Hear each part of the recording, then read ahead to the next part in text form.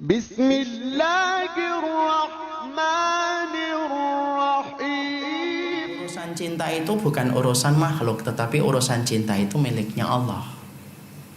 Ini sering kita lupa. Kita ini merasa bahwasanya kita mampu mengendalikan hati kita, dan kita merasa kita yang jatuh cinta. Nah, ini salah. Cinta itu miliknya Allah. Cinta itu yang membolak-balikan adalah Allah. Ketika telah tumbuh pada hati seorang anak Adam dan telah tumbuh pada hati seorang kaum Hawa, sesungguhnya tidaklah bertengger rasa cinta pada hati manusia kecuali pertama kali itu adalah dari Allah. Kenapa Allah menumbuhkan cinta? Allah ingin nguji apakah cinta kita bisa mendekatkan kita kepada Allah, ataukah cinta itu justru menjadikan kita berkubang dalam kemaksiatan dan dosa. Jadi kalau ada yang nanya, kenapa saya jatuh cinta? Kenapa harus dia? Kenapa saya harus dicintai banyak orang? Misalnya. Santai aja, contoh. Maka kemudian itu adalah merupakan bagian dari sesuatu yang dimiliki oleh Allah. Allah yang menggenggam, Allah yang memutarbalikkan hati. Maka Allah lah yang kemudian memiliki cinta dalam kehidupan manusia. Mana dalilnya, Ustaz? Oke, kita sebutkan dalil. Pertama, buka surat An-Najm, buka semuanya, yaitu surat ke-53 ayat 43.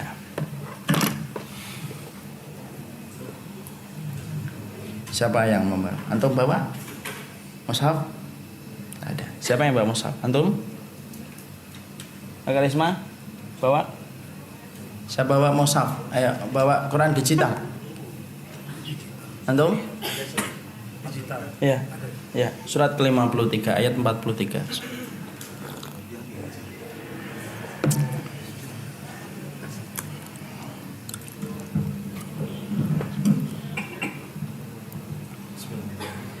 Dan sesungguhnya dialah yang menjadikan orang tertawa dan menangis. Nah, ini dalilnya ikhwan, wa annahu huwa adhaka wa abka. Sesungguhnya manusia itu, Allah menyampaikan, Allah yang menjadikan kamu ketawa dan Allah yang menjadikan kamu menangis. Kita ini saking rapuhnya mengendalikan hati kita pun tidak mampu. Sampai urusan kita ketawa dan urusan kita menangis pun itu Allah yang menjadikan kita ketawa dan ketika kita menangis. Mampu nggak kita memplanning kapan kita ketawa dan kapan kita nangis? Tidak mampu. Ada nggak orang berkata, insya Allah nanti jam 10 saya ketawa, Ustaz? Tidak ada. Sebagaimana ada orang yang berkata, insya Allah nanti habis subuh saya akan menangis meraung-raung, Ustaz. Atas apa? Yang itu saya tidak tahu. Tidak mungkin lah. Kadang-kadang kita ngomong tersentuh dengan apa yang kita dengar, kita meneteskan air mata. Kadang-kadang kemudian kita mendengarkan sesuatu, melihat sesuatu, hanya melihat anak kucing berjalan, kemudian meneteskan air mata. Maka disitulah kita paham, kalau ketawamu ketika kamu memperlihatkan gigimu di antara senyum sipulmu menjadikan itu hanyalah Allah, apalagi urusan cinta kita dalam kehidupan ini. Makanya kemudian urusan cinta itu dari Allah. Dan ketika Allah memberikan kepada kita cinta, Allah itu pengen nguji kita. Dan ingat loh, tidak semua cinta itu harus berbalas dengan apa yang kita inginkan. Karena terkadang Allah menumbuhkan itu pada kehidupan hatinya antum, karena Allah pengen nguji antum. Apakah dengan cinta yang Allah tumbuhkan pada kehidupan hati dan jiwanya antum, antum tetap taat kepada Allah, ataukah jangan-jangan antum menjadi orang yang berkubang pada dosa dan kemaksiatan? Tapi di situ kita paham, berarti itu cinta itu miliknya Allah. Maka dalil yang kemudian kita tambahi dari dalil yang disampaikan dari Rasulullah. Rasulullah itu dalam hadis riwayat Imam Ahmad, Tirmidzi, Nasai, Abu Dawud itu mengucapkan dalam salah satu doa. Salah satu doanya Rasulullah itu mengatakan, hada fi'li fala talumuni, hada fi'li fima amlik fala talumuni fima tamliku wala amliku. Rasulullah itu memiliki istri banyak. Maka di antara doa Nabi ketika Nabi memiliki banyak istri, maka yang dilakukan oleh Nabi dalam berdoa itu apa? Hada fi'li fima amlik. Ya Allah, inilah saya.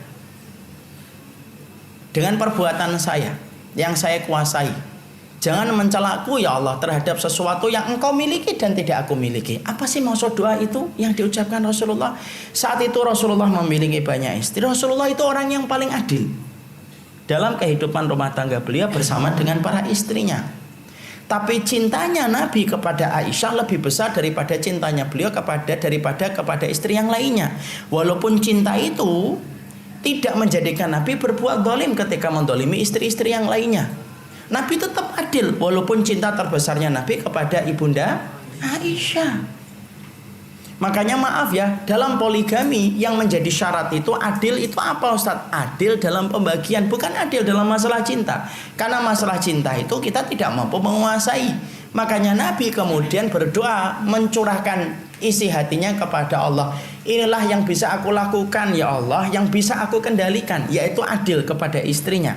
Tetapi masalah cinta, fala talumuni fima tamliku wala amliku. Adapun masalah cintaku kepada Aisyah yang lebih besar, maka jangan engkau cela aku ya Allah terhadap sesuatu yang engkau kuasai dan tidak aku kuasai.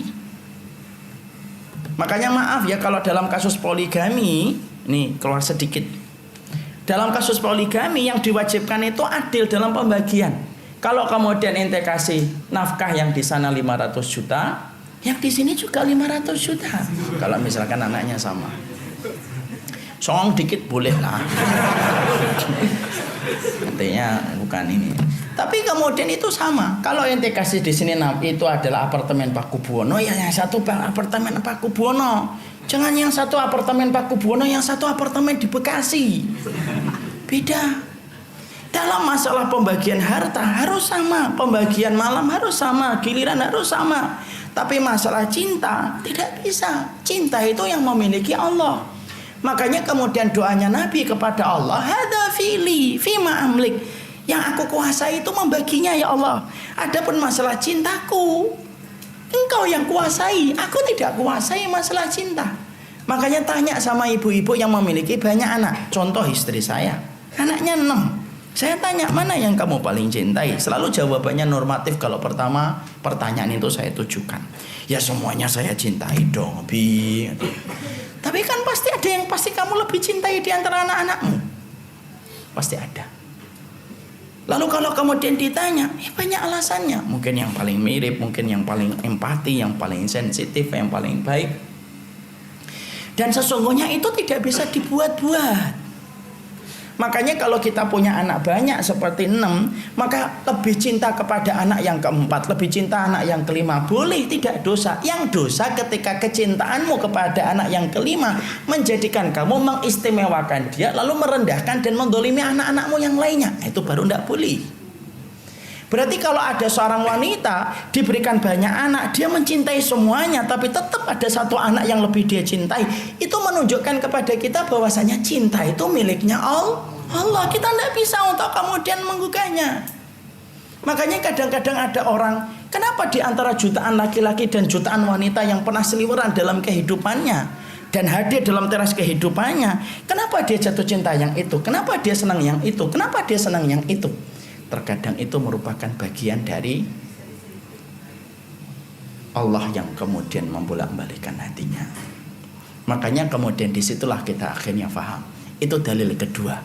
Cinta itu miliknya Allah.